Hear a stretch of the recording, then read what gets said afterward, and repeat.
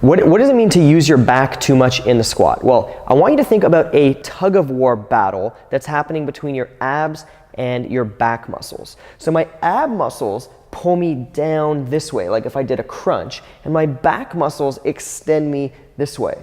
Those two systems are pulling on each other. And ideally what we want is not one of them to take over, not one of them to win. We want both of them to be pulling at the maximum, but to sort of be at a stalemate, where it holds us in this neutral position without either flexing or extending.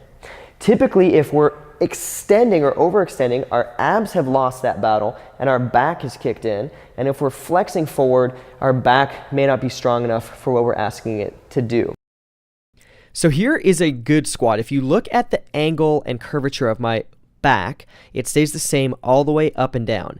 That is that system of our abs and our back working together on that tug of war battle perfectly.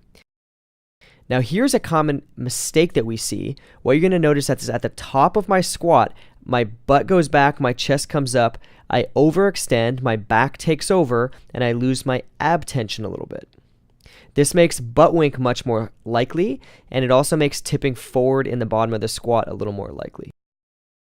In this one, I come down really well, but on the way up, I overarch the back. Again, I lose my abs a little bit, and I drive up a little bit overextended.